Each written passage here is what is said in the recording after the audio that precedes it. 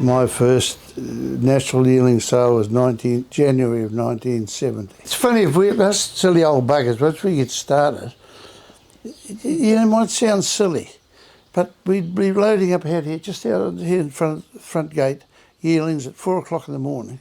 In those days, Takanini Horse Transport was our hired help, and we'd load up these 15 to 20 yearlings, never seen a truck before, and it would be a 12-hour float trip from here to Trentham.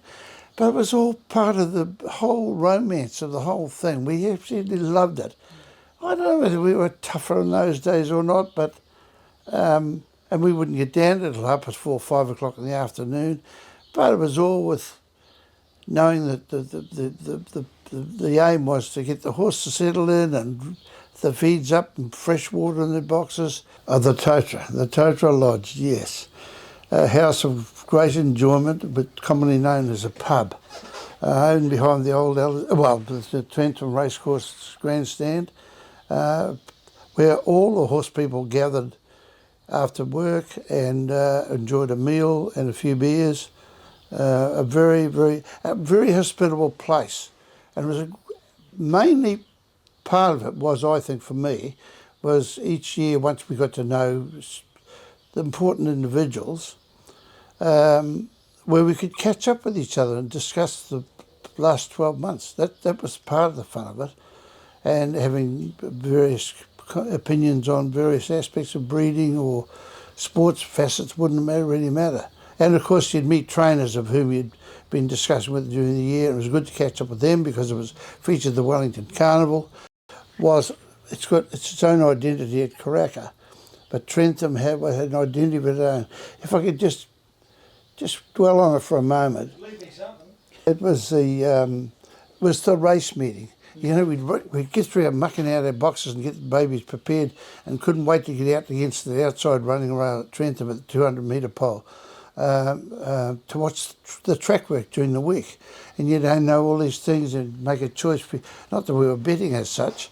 And then, of course, race days, we'd have parades on, but everybody was there wanting a parade. They understood that each race had to be watched each time it was presented.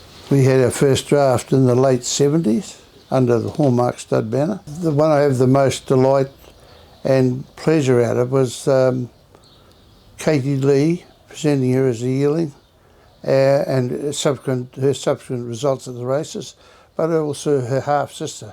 That meant a lot because, the guineas are probably the ideal distance trip, and featured Group 1, and she created the history of winning both guineas. That's one of my proudest moments, yes, for sure. I loved her. It's been a family-involved business right from the word go. Linny's always been a great supporter of whatever our endeavours were aiming for. And of course Mark followed along in the footsteps.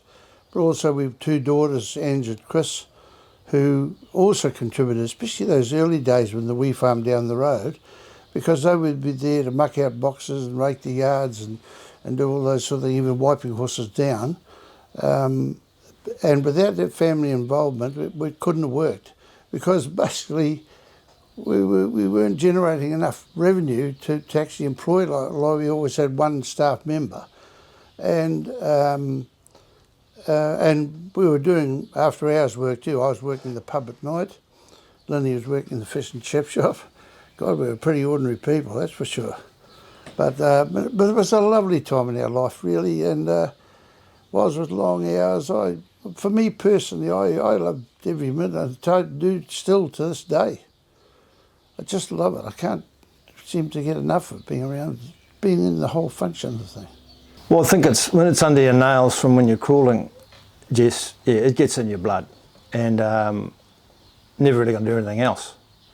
Went wild with a few mates in Europe for 18 months there and had a bit of a freshen up in the late teens, but soon I was buying the racing post at the London Tube and I was never going far from it. So it's, like little things at Trentham. I was lucky enough, Don McKinnon got me to put a Biscay colt out of Annalee through the ring. 1981, I was 14. He broke the national record. I was on national TV. He made 300,000, which is a lot of money in 1981. Photo in the Herald next day, still got that. So things like that gets you hooked. Adrenaline carries you a long way. And as a kid, liked to go down there, and I think as Denny might have alluded to, because you got to remember, we could walk to the running rail from here to you just and watch those races go past right on the turn, because the stables were literally, you'd throw a stone to the course proper from Benji and Sir Patrick's stable there. So every time you'd stop parading for a race to go past. And clouds of dust, no irrigation those days, and the cracking of whips. So it was really exciting, because to get down there and for a kid to see the likes of Bart Cummings and TJ and C.S. Hayes and things like that, so it was, great excitement. It was a real adventure. We used to be there in rugby shorts, and Sir Patrick put us in ties. He locked us in the Taita Hotel. John Thompson will vouch for that, and Maureen Harvey, and he had us corralled in there, and we weren't allowed out under any circumstances. He set the bar, yes, so we all, into this day. The generational thing, it's incredible. Like the Chitticks, Dean Hawthorne. I remember Dean and I getting ice for Norm's foot because he dropped his piano accordion on his foot in the tent, blind playing that. So Dean and I had to patch Norm up. But Mark Chitty, the Chitticks, Sam Williams, Roddy Schick. Roddy's a bit younger than me, but we all got together there, and it was always look forward to seeing each other, because there's no phones or email in those days, Jess, so that's where you caught up. My first jug of beer ever was in the Totra, so I don't remember much, but great times. It was very social, and used to be games of cricket in those days. Wrightson Bloodstock versus the Breeders after the sale. Well, that was a shambles, and Benji woke up. We went over one morning, and some larrikins had put his tent on the course proper. Yeah, and now our own kids are there, like me and Vicky's daughter Maddie. She's there doing the cards for us, and Mark's kids obviously, and Roddy's and John Thompson's, and it's great how it's rolled on. Bought Donna Marie for 20, and then she's had two $1 million yearlings, plus obviously the full sister prowess. It's a great result, and it proves that anybody can do it. Miss Jessie J, she's still the only mare to produce champion 2-year-old and champion 3-year-old in the same season, half sisters. Buying and selling hardline, and went on to win a Karaka Million, to sell him as a yearling to a great mate in Liam Birchley and come back and win the Karaka Million. Yeah, that was a big bill that night. But they're good times. That's what it's all about. Well, when you've been around a long time, you see, you keep the lid on everything.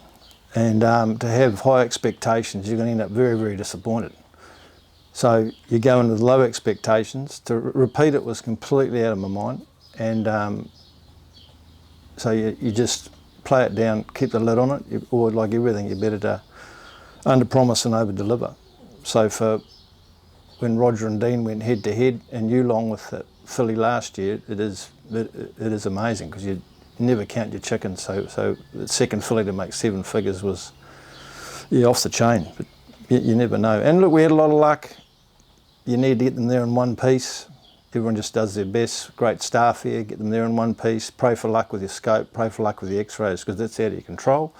Need a lot of ducks in a row, and then hopefully get the chocolates, but even more so, I'd hope they've got speed. The draft heading into the sale this year, yes, we've got a great cross-section. I think there's some horses there that are very sharp. They could be there for the race, for the 2-year-old race. And there's horses there that you could see up over middle distance, classic 3-year-olds as well. And some lovely horses there for horses, ideal horses for people to trade, ready to run guys. So there's something of everything by a lovely lineup of size. And this last bit of great weather's really brought them on. Coming into the 100th year, just looking back at our history, all those phenomenal horses we've produced in New Zealand, all of us as a collective, because we're not very big, we're pretty small. And it is incredible going back to Far Lap that passed through there, and all those great champions the whole way through. So I'm sure they're not going to be disappointed when they turn up here this year and see what we've all produced again.